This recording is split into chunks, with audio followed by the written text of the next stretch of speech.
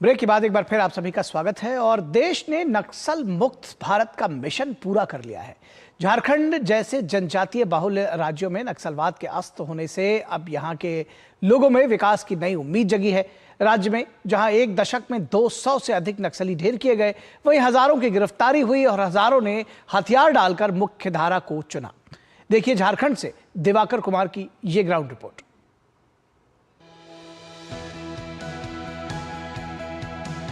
एक दौर था जब झारखंड में नक्सली हिंसा की वजह से जीवन ठहर सा जाता था। शाम के बाद बिहरों को तो छोड़ दीजिए, प्रमुख मार्गों और स्थानों पर भी नक्सलियों की समानांतर सरकार चलती थी। लेकिन अब सुरक्षा बलों के अदम्य साहस की वजह से हालात बदल चुके हैं। बूढ़ा पहाड़ और पारसनाथ से लेकर सारंडा तक के जंगली इलाकों में सुरक्षा बलों के खौफ ने नक्सलियों को बैकफुट पर ला दिया है। कुछ महीनों में काफ़ी बड़ी सफलताएं भी मिली हैं, जिसमें शीर्ष नेताओं को भी न्यूट्रलाइज करने में सफलता पाई गई है। जो बहुत ही दुर्गम टेरेन है, उन क्षेत्रों में नक्सलियों के विरुद्ध अभियान चलाने में विशेष करके समस्याएं उत्पन्न हुई, परंतु उसके ऊपर सिक्योरिटी फोर्सेस ने अपने अदम्य साहस का परिचय देते हुए सफलतापूर्वक अभियान संचालन किया है। झारखंड में नक्सलवाद की जड़ें 1967 के पश्चिम बंगाल के नक्सलबाड़ी विद्रोह से जुड़ी है।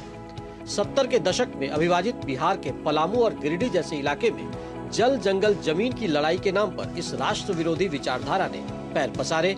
पद्मश्री से सम्मानित झारखंड के वरिष्ठ पत्रकार बलवीर दत्त, जिन्होंने दशकों तक अखबार के पन्नों को लाल आतंक की खबरों से सना पाया, आज वो देश के नक्सलवाद से मुक्त होने की उपलब्धि को सुरक्षा बलों के हौसले एवं सरकार की प्रगतिशील सोच का नतीजा मानते हैं। और सरकार ने जो नीति अपनाई कि नक्सल प्रभावित क्षेत्रों में विकास के कार्य किए जाएं, उसका भी बड़ा लाभ हुआ। अभी तो उन बीहड़ इलाकों में मोबाइल टावर भी नज़र आते हैं और पिछले चुनाव में इन क्षेत्रों में जहां लोग वोट डालने से डरते थे, भारी मतदान हुआ है। तो कुल मिलाकर के स्थिति बहुत सही हो गई है। नक्सलियों के रेड कॉरिडोर के खात्मे से अब ग्रोथ कॉरिडोर की चर्चा जोरों पर है।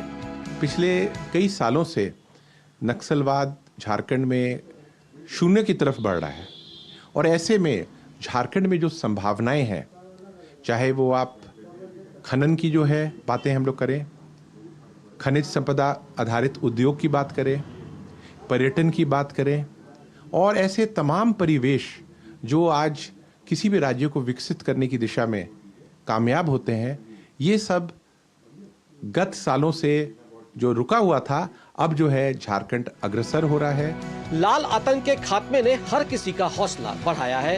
रांची के सांसद और रक्षा राज्य मंत्री संजय सेठ ने कहा कि प्रधानमंत्री नरेंद्र मोदी के नेतृत्व और केंद्रीय गृह मंत्री की दृढ़ इच्छा शक्ति की बदौलत यह संभव हो पाया।